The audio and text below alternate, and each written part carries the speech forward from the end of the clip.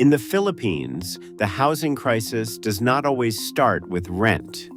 It starts with a missing home that was never built, a promise that never arrived, a backlog so large it becomes background noise in people's lives until one day it stops being background and starts being panic.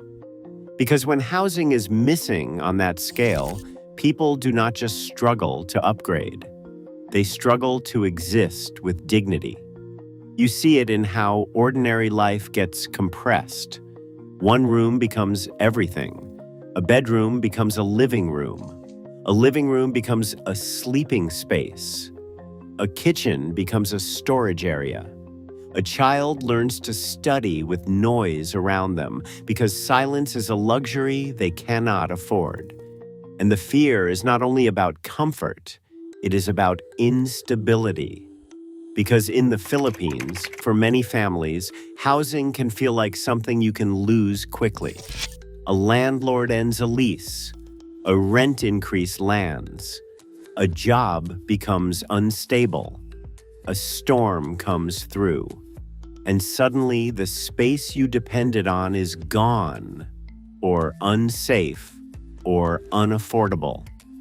That is the signature pain here. Even when you have a roof, it does not always feel secure. It feels temporary. It feels borrowed. It feels like something the next problem can take away. So people adapt in ways that should make a society uncomfortable. They crowd together. They share rooms across generations.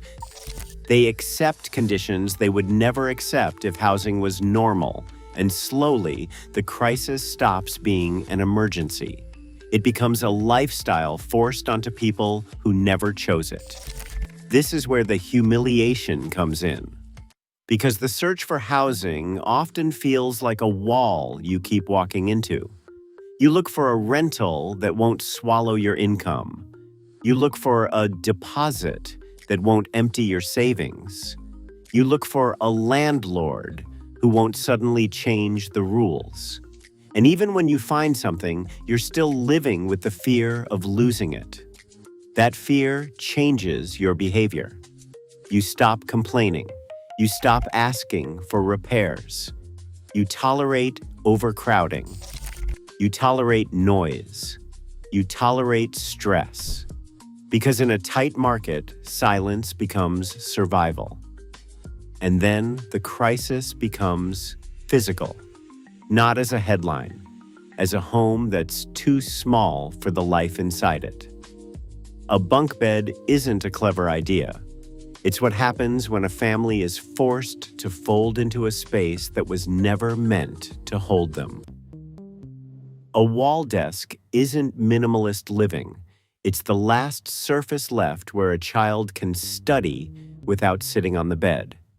Storage walls aren't style, they're evidence. Evidence that the space cannot hold a normal life, so the life must fold. These aren't solutions, they're coping. Because the alternative is not better. The alternative is being pushed out entirely. And when people are pushed out, the next cruel layer appears. Relocation. In the Philippines, when informal settlements are cleared or when disasters destroy homes, people can be moved far away from work, school, and support networks. The result is a different kind of homelessness. Not sleeping on the street, living too far from life. A home that exists, but costs you hours every day. That is when housing steals something deeper than money. It steals time. And time is life. A long commute is not just inconvenient, it is exhausting. It means missed dinners, missed childcare, missed rest. A day that becomes only travel, work, travel, sleep. And once that becomes normal, people stop living. They only operate. This is why people get tired in a way that is hard to describe. Not tired like after a long week. Tired like after years of being stretched. Tired of being told to endure. Tired of being told to wait. Tired of hearing that help is coming while their reality stays the same size. Now, the shock factor. The Philippines is full of people working hard, building businesses, raising families, keeping the country moving. And yet, millions are living in overcrowded conditions or insecure housing because stable, affordable homes are not available at the scale people need. That contrast feels like a quiet betrayal. Not because people want luxury, because they want the base layer. A home that doesn't collapse under the pressure of daily life. So why does it feel like this? Not slogans, not blame, just forces that stack together.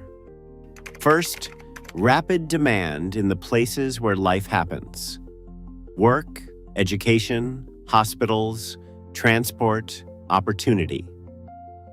People move toward the same areas because that's where survival is. And when too many people need the same space, housing becomes a choke point. The choke point creates overcrowding. It creates informality. It creates competition for the few stable rentals that exist. Second, supply doesn't keep pace with need. Building housing at scale is not just construction. It is land availability, permits, utilities, roads, financing, timelines, maintenance. When the pipeline is slow and the need is huge, the gap becomes permanent.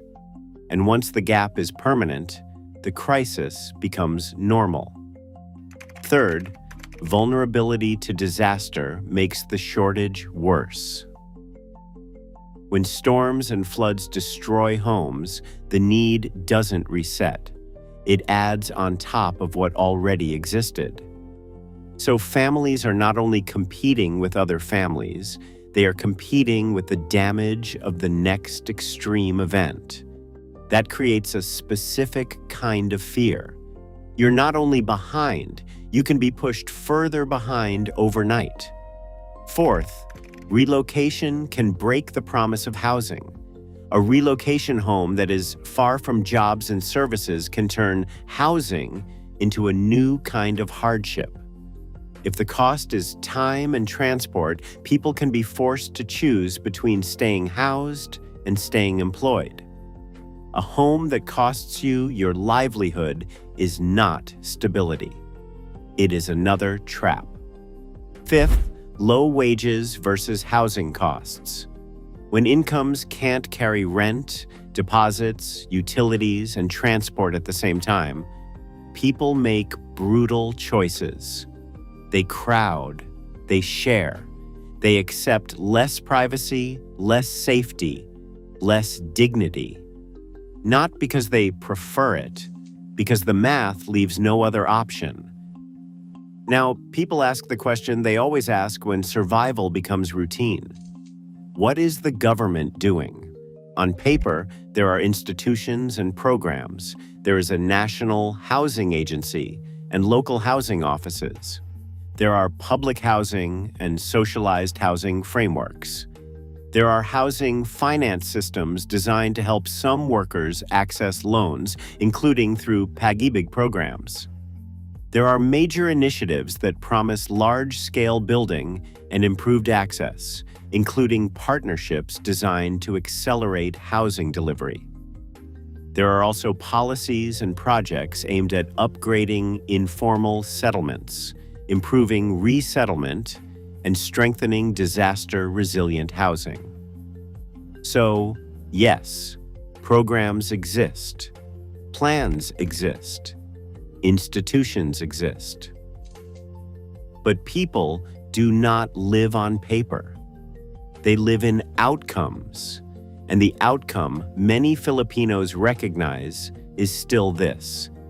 The backlog still feels endless. Overcrowding still feels normal. Relocation can still mean being separated from work and life. And stability still feels like something reserved for someone else. Because a program does not help if the waiting is long. A loan does not help if the monthly reality is already stretched thin. A relocation plan does not help if it breaks your access to livelihood. And an announcement does not become a key in your hand when your home is insecure today. That is why people are done.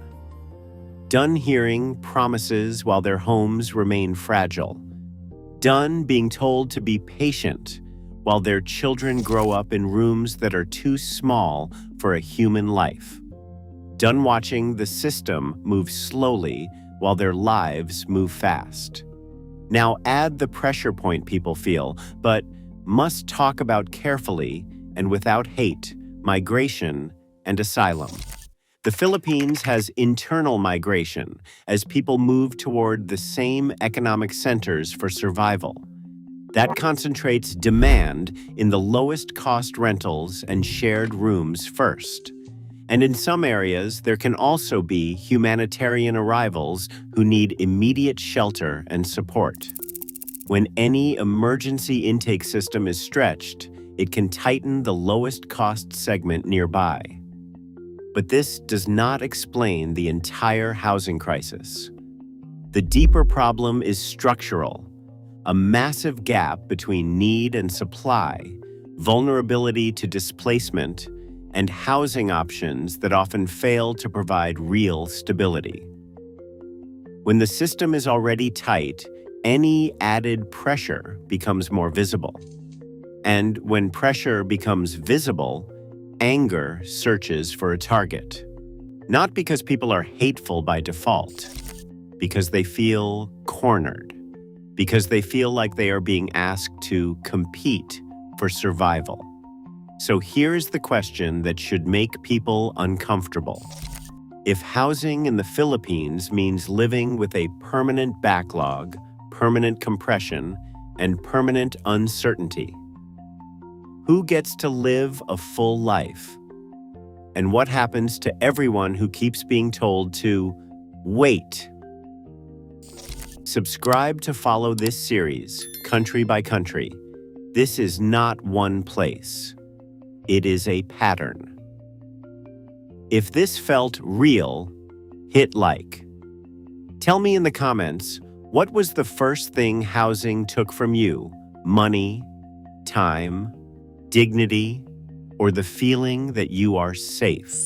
Subscribe because the next country is worse in a different way.